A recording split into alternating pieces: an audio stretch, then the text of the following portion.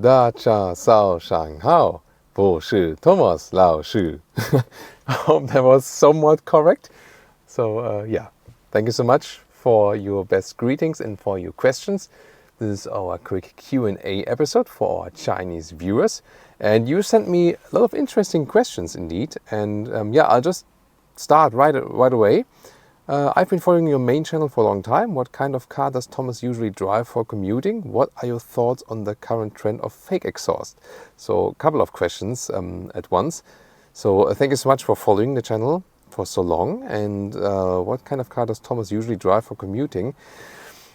This is a well-kept secret, but I'm planning at the moment on making a special separate episode on that because so many people have asked me for that.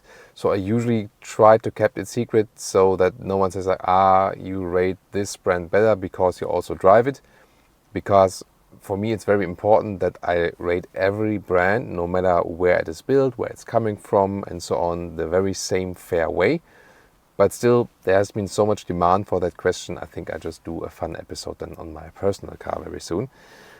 Fake exhaust, yeah, I think it's not a good decision for designers to go with fake exhaust. I think either make them real or then just do no fake exhaust graphic at all. Let the exhaust come from underneath because there are practical reasons for that. It's sometimes better when the exhaust comes underneath because then, for example, when you have a slight crash in the rear, then never the exhaust is damaged, So that's also an advantage, but then don't do a fake exhaust graphic. So that's my take on that.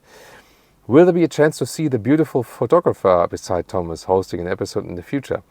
You have seen Leah actually in some episodes, very briefly. We can also link these episodes in the video description or the pinned comment where you can already see her in which episode. Why is Thomas so concerned about interior materials, especially animal leather parts? Yeah, this is a very important topic to me because I love animals and I grew up with a large dog in my childhood and I've always cared about animals. And the main thing is that I do not differentiate between cows and pigs and cats and dogs because they're all mammals. They're all, they have also a lot of similarities. And we should equally care about them. This differentiation between animals we pet and animals we use is totally artificial and just tradition or culture, but there's no logic or ethic behind it. So for example, dogs and pigs are in some ways also even more intelligent and also the same way like social, and also they feel pain and emotion the same way. So we should treat all animals with respect. That's my main reason. And then also, especially for car interiors, you also save a lot of other stuff. For example, it's also better for the environment, and also the working conditions for the people in the animal leather industry are horrible. So there's a lot of chemical involved and so on, and you save so much resources and energy in the whole production process going for new and modern sustainable materials. We also have an extensive, argument list for that. We can also link you that, also with further links or videos you can check out if you're even more interested in that topic.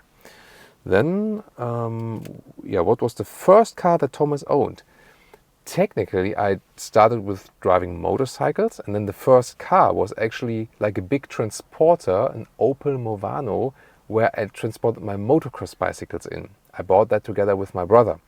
And then the first passenger car I owned was actually a Smart 4.4. That was not a small smart vehicle, but like the bigger one that was built together with the Mitsubishi Colt. Then, which traditional car manufacturer has a better advantage? Has better advanced driver's assistance systems? Can you recommend a few brands? I would say Audi, BMW, Mercedes, they all come somewhat close, but indeed, especially BMW and Mercedes have advanced there a little bit more technology-wise, and also the assistance systems are very elaborated. So there I would really say BMW and Mercedes together.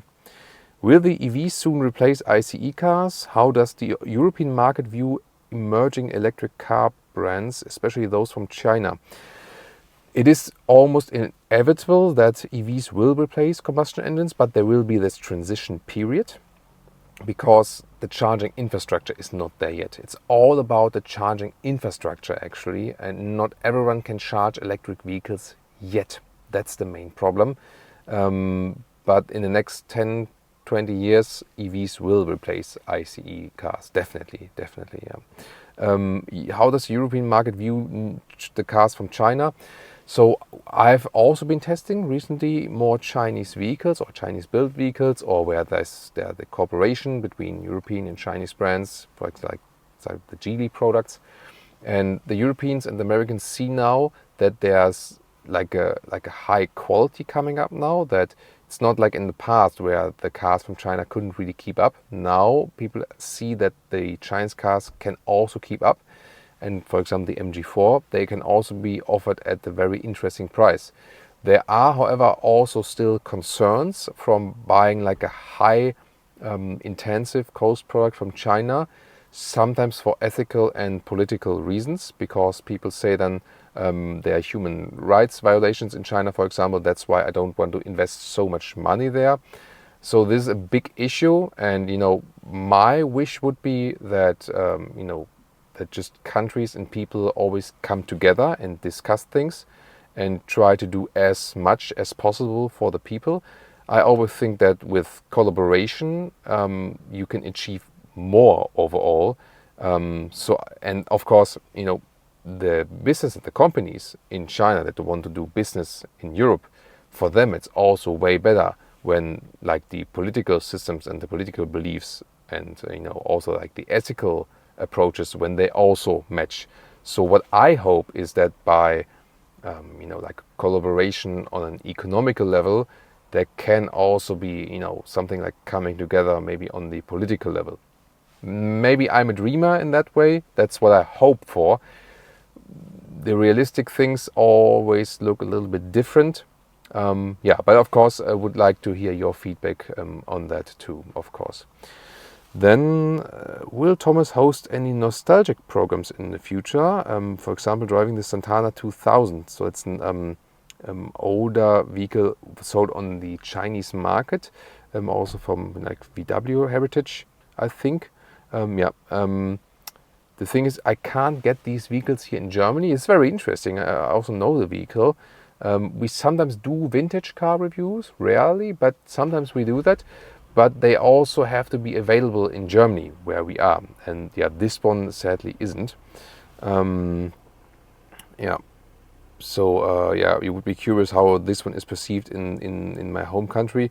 I mean, the car itself, the Santana B2, is actually not known at all in the European market. You have to be more like industry savvy to actually know that.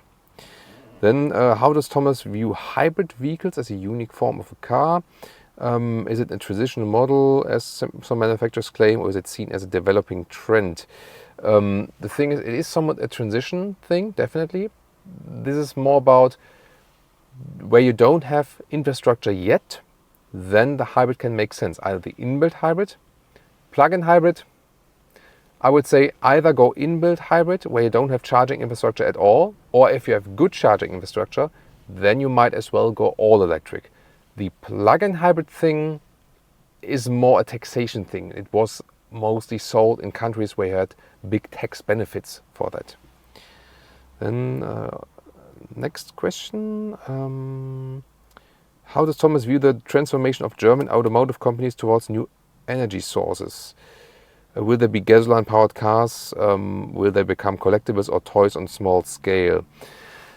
I mean, EV share will rise, but I think not as quick as we might expect. So there will be, I think, a longer transition period.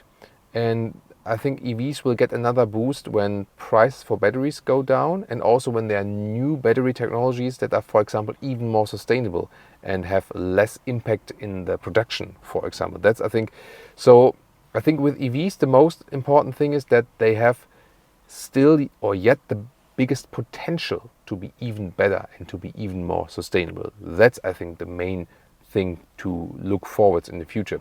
And of course, all the combustion engine cars that are still on the road, they will run for so many more years. So you cannot switch the whole vehicle fleet, this will take ages, basically. So there will be a long period of time where we have both ICE and EV same time on the road, definitely. Then again, what Thomas thinks about prospects of EVs in Germany and in Europe. Are there any unresolved issues or obstacles? Do you have any optimistic outlook for the future? Yeah, I think, as I said before, mainly charging infrastructure.